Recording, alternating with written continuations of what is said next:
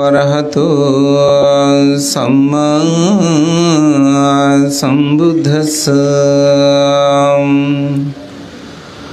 दानं च धम्मचर्यं च यातकनं ससङ्गहो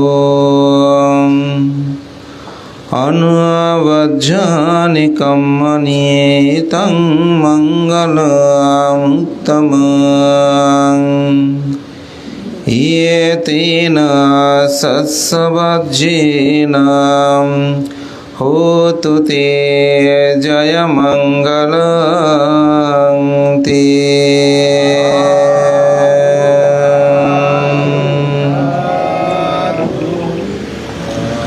ঐতিহ্যঋদ্ধ নাইগান গ্রামের এই বিষ্ট সদমপান উপাসক প্রকৌশলী কমলেশ বড়ুয়া, প্রমতোষ বড়ুয়া তথা তাদের পরিবার কর্তৃক পরপারগত জ্ঞাতিগণকে স্মরণ করে আয়োজিত মহতিপূর্ণ অনুষ্ঠানের পরমারাধ্য মাননীয় সংঘ প্রধান আমার পরম কল্যাণ মিত্র পরম শ্রদ্ধেয় পণ্ডিত ভদন্ত জিনানন্দ মহাতেরো মহোদয়, উপস্থিত আমার পরম শ্রদ্ধেয় বিশিষ্ট সাংঘিক ব্যক্তিত্ব বিশিষ্ট শিক্ষাবিদ পরম শ্রদ্ধেয় পণ্ডিত বসুমিত্র মহাতেরো মহোদয়, পরম শ্রদ্ধেয় শিলরত্ন মহাতেরো, শিলপ্রিয় মহাতেরো, প্রিয়ভাজন জ্ঞানজিৎ স্থবির, বাংলাদেশ সংগ্রাম বিক্ষোভ মহাসভার দপ্তর সম্পাদক এতক্ষণ পর্যন্ত এই ধর্মদেশনা করেছেন, বদন্ত রতনানন্দ স্থবির, শ্রীপুর মৈত্রীবিহারী সুযোগ্য বিহার দক্ষ প্রিয়ভাজন সুদেশক শুভানন্দ মস্তবীর সহ প্রমুখ মাননীয় সংঘের প্রতি বিনম্র চিত্তে শ্রদ্ধা অর্ঘ্যবন্দনা নিবেদন করছি। আপনাদের সকলের প্রতি মৈত্রী চিত্তে পুণ্যদান ও আশীর্বাদ জ্ঞাপন করছি। বিশেষ করে গতকাল গতলা বেলকানি সদ্ধর্মলঙ্কার বিহারে পরম শ্রদ্ধেয় মহাচার্য বিনয়াচার্য বংশদেব মস্তবীরের 54তম স্মৃতিবার্ষিকী উদযাপিত হয়। সৌভাগ্যক্রমে আমি সে অনুষ্ঠানে বিকালবেলার ধর্মদেশক ছিলাম। ভান্তের জীবনী নিয়ে আমি কিছুটা আলোকপাত করেছিলাম। তা আমার সাথে একজন উপাসক, যিনি সাতকানিয়ার উপজেলার অন্তর্গত করিয়ানগর সদরমদয় বিহারের তিনি সাধারণ সম্পাদক ছিলেন এবং করিয়ানগর উচ্চ বিদ্যালয়ে তিনি সহকারী প্রধান শিক্ষকের দায়িত্ব পালন করছেন। তিনি আমাদের চাঁদগাঁওতে তাদের ছেলে মেয়েদের লেখাপড়ার কারণে তিনি বাসা নিয়েছেন। স্কুল ছুটি হওয়ার বন্ধ থাকার কারণে শোভা দেয়। তা আমি গতকাল ওনাকে বললাম, উপাসক যদি সময় থাকে চলুন, করতলা বিহারটা খুব সুন্দর, গেলে আপনার ভালো লাগবে। তো তিনি সেখানে গিয়েছিলেন। যখন আমি শ্রদ্ধেয় ভান্তের জীবনগাথা নিয়ে আলোচনা করেছি, তো উনি জিজ্ঞাসা ভান্তের নাইখানটা এটা কোথায়, কোন দিকে? তা আমি বললাম, আগামীকাল আমার একটা ফাং আছে, আপনার যদি আপত্তি না থাকে আপনি আমার সাথে যেতে পারেন। তো সাথে ওনাকেও নিয়ে এসেছি।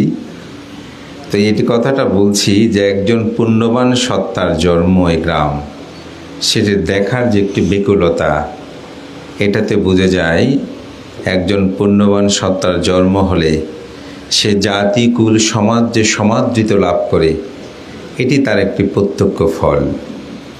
বুদ্ধ এই জন্যে বলেছেন, দুর্লভ পুরিশ যায় নাচ সভ্যত্তা জায়াতি ইয়াত্তাস্য জয়াতে ধীর তাঙ্কুলাং সুখমেদাতে।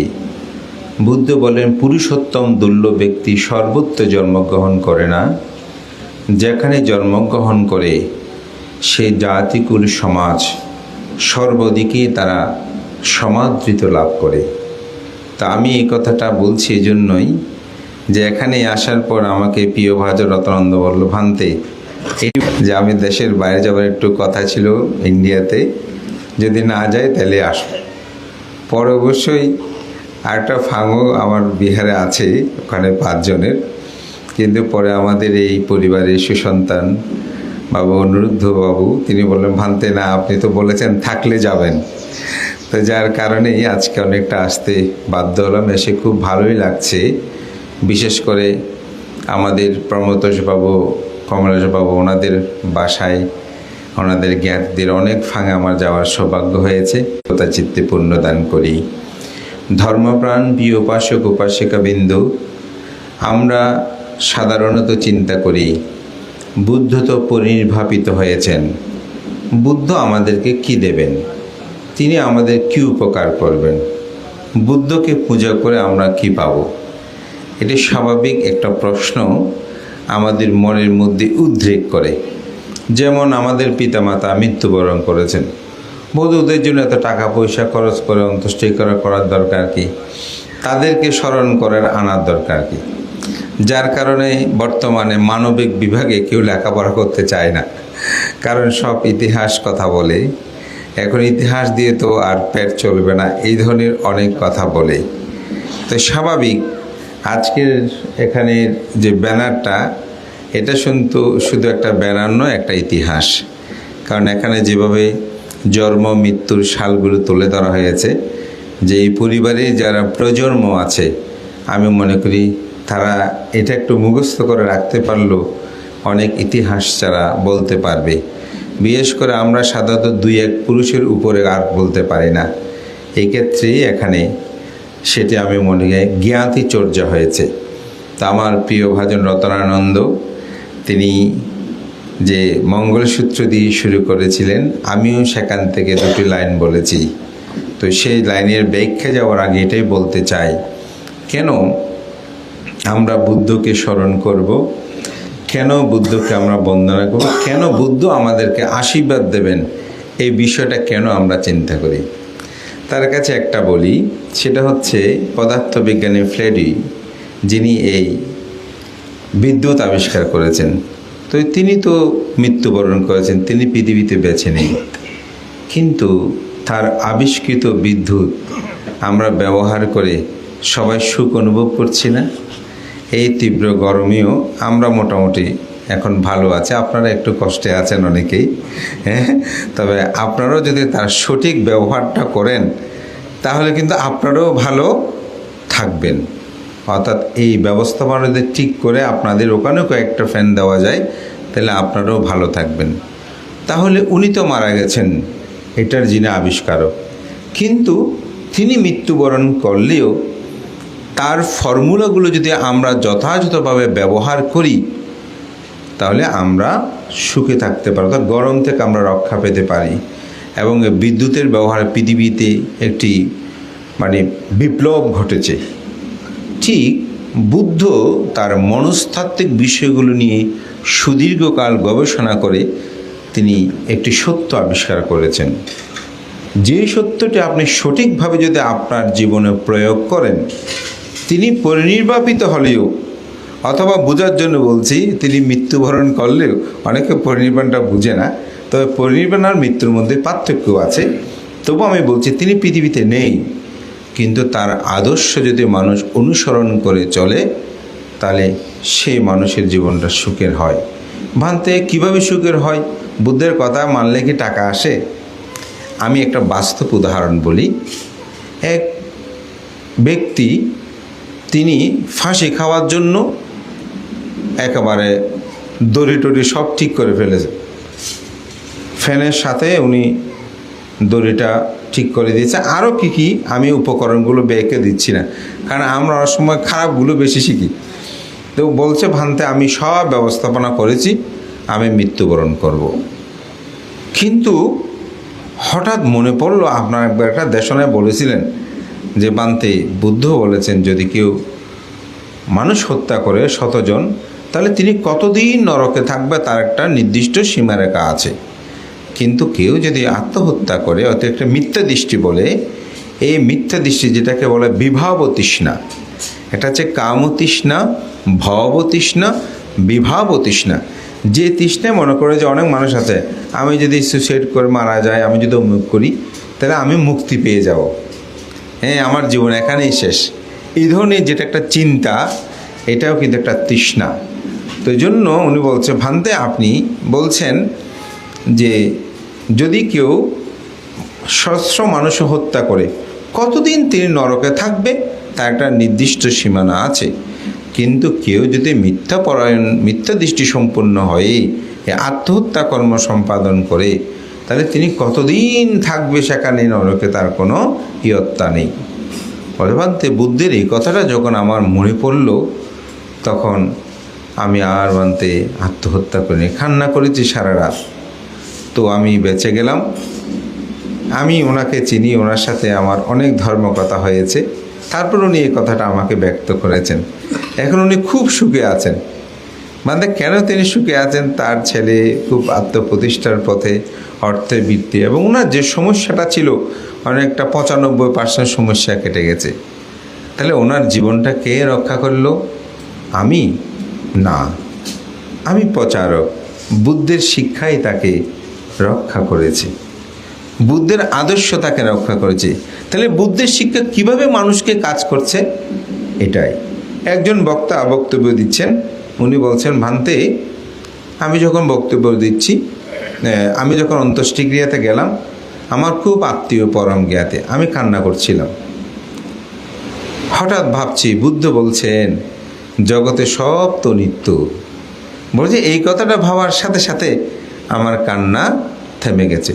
তাহলে আপনার কান্নাটা কে থামিয়েছে? বুদ্ধের শিক্ষা থামিয়েছে।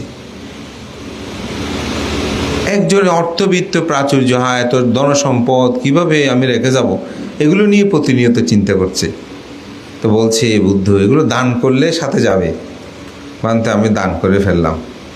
তখন আমার মনের মধ্যে একটা আনন্দ এসেছে, না যদি আমার সাথে নাও যায়, আমি তো জানি না যাবে কিনা, কিন্তু মানুষগুলো পেয়ে যে এত আনন্দ পাচ্ছে, আমার খুব ভালো লাগছে। তাহলে এটা কার শিক্ষা তিনি প্রয়োগ করেছেন? বুদ্ধির শিক্ষা তিনি প্রয়োগ করেছেন। তা আমরা অনেকেই মনে করি ধর্মটা কি দরকার, ধর্মটা যে কি প্রয়োজন। আমি অনেকবার বলেছি, আমি একসময় দেশনা করতে উনি 6 মাস খুব কম দেশনা করেছি, প্রায় 6 মাসের মতন হবে।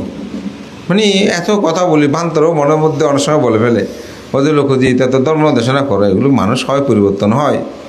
তা আমি একটু বাদে বড় বান্তারা বলতেছে একটু অনীহা চলে আসছে, কি দেশনা করবো আর কোনো রকমের শিলে দেওয়া, কেমন আছেন মানে একটু বলে, অত যত কম বলতে পারি। কিন্তু এক ছেলে তরুণ একেবারে, তো সে আমাকে গাড়িতে তুলে দিচ্ছে, তো দিতে বলছে, ভান্তে আমি আপনার খুব ভক্ত, আমি আপনার দেশনা শুনি। ভান্তে আমি আসলে আগে খুব খারাপ পথে ছিলাম, কিন্তু আপনার ধর্ম দেশনা শোনার পর আমি ভান্তে অনেক ভালো হয়ে গেছে, আমার একটু আশীর্বাদ করবেন। সেদিন গাড়িতে উঠছি না, ধর্ম দেশনার প্রয়োজন আছে। অন্তপক্ষে একজন তো সেই পরিবর্তন হয়েছে, তাকে তো আমি বলি নাই যে তুমি পরিবর্তন হয়ে আমাকে বলো, সে যে আমাকে বলেছে। অর্থাৎ ধর্ম মানুষের, তাহলে সেই যে প্রাণী হত্যা থেকে, চুরি থেকে, ব্যভিচারী থেকে, আত্মহত্যা থেকে সে রক্ষা হয়েছে। তাহলে বুদ্ধ এই 2500 বছর পরেও তিনি আমাদের ধর্ম দর্শনের মাধ্যমে তিনি আমাদের হিত সাধন করছে, তিনি কল্যাণ সাধন করছে। শুধু সমস্যাটা এক জায়গায়, সেটা হচ্ছে আমরা যদি সঠিক ব্যবহার করি, না করলে আপনি পাবেন। যদি সঠিক ব্যবহার, যেমন বিদ্যুৎ ব্যবহার করে আমরা সুখ, তা আপনি যদি ব্যতিক্রম ব্যবহার করে সেটা ধরতে যান তাহলে তো মৃত্যুবরণ করবেন। তার জন্য কি আবিষ্কারক পদার্থবিজ্ঞানীকে আপনি দায়ী করতে পারবেন না, কিন্তু ব্যবহারটাই আপনাকে সঠিকভাবে করতে হবে।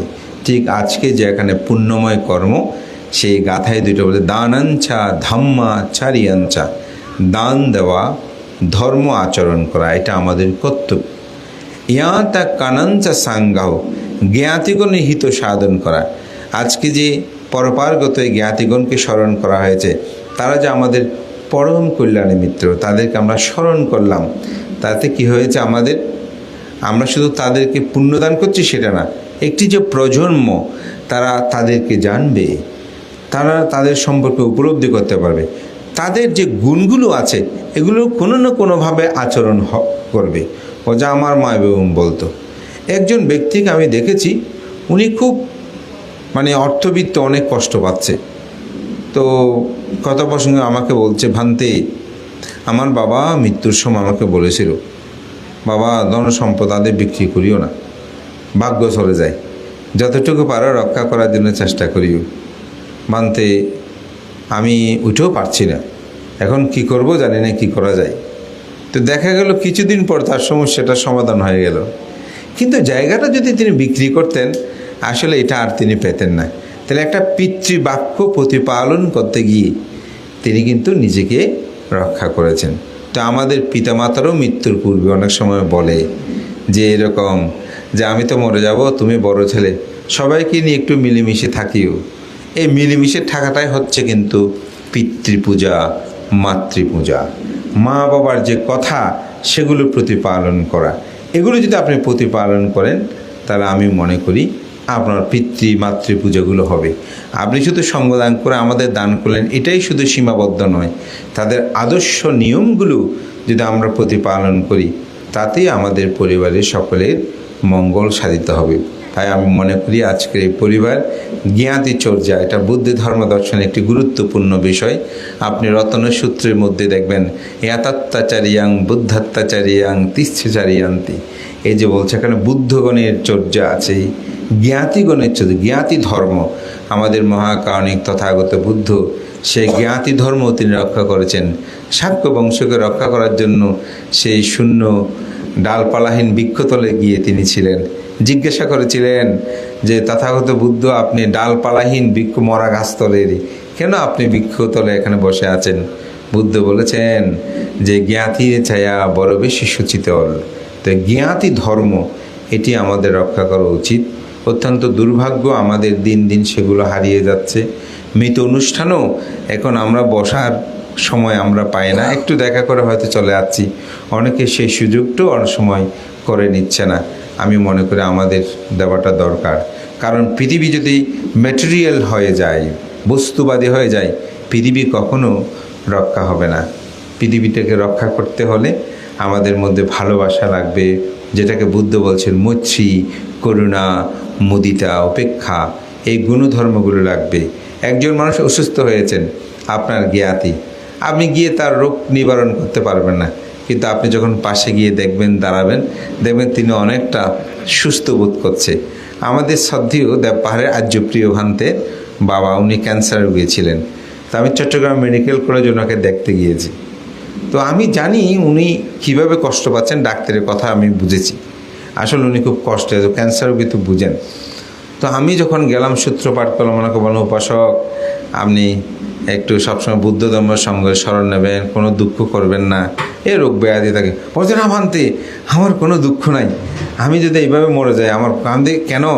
বলছে ভান্তে যতগুলো ভান্তে আমাকে দেখতে এসেছে, যতগুলো মানুষ আমাকে দেখতে পরিচিত অপরিচিত, আমার জীবনটা সার্থক মনে হচ্ছে। দেখেন কোথায় তার জীবনের সার্থকতাটাকে ভাবছে। এই জন্য জ্ঞাতি জীবিত থাকতে পাশে থাকা, মৃত্যুর পরেও তাদের এই জ্ঞাতি ধর্মতা। তো এই পরিবার তা যে প্রতি বছর সে ধারাবাহিকতাকে রক্ষা করে, নিজেদের জন্মস্থানটাকে গুরুত্ব দিয়ে এরূপ আয়োজন করে, আমি মনে করি এটা একটা জ্ঞাতি চর্চা হয়। মহান সঙ্গকে বন্দনা। আপনাদের সকলের উত্তরশ্রীবৃদ্ধি কামনা করছি। আমরা জানি বিশেষ কমলেশ বাবু, আমাদের প্রমোদেশ বাবু, এই পরিবার, তাদের মধ্যে একটা ধার্মিকময় জীবনযাপন সর্বদা বিদ্যমান থাকে। তাদের পরিবারের মধ্যে সে আদর্শময়তা আমরা লক্ষ্য করি। শুধু বিভিন্ন বিহার নির্মাণেও তাদের যথেষ্ট অবদান রয়েছে। এই ধর্মময় চিন্তা চেতনাগুলো যেন প্রজন্মের কাছেও সৃষ্টি হয়, এই প্রত্যয় ব্যর্থ করে মহান সঙ্গকে বন্দনা জানিয়ে আপনাদের সকলের উত্তরশ্রীবৃদ্ধি কামনা করে আমার নাতি দীর্ঘ ধর্মকথা এখানেই শেষ করছি। জগতের সকল প্রাণী সুখী হোক।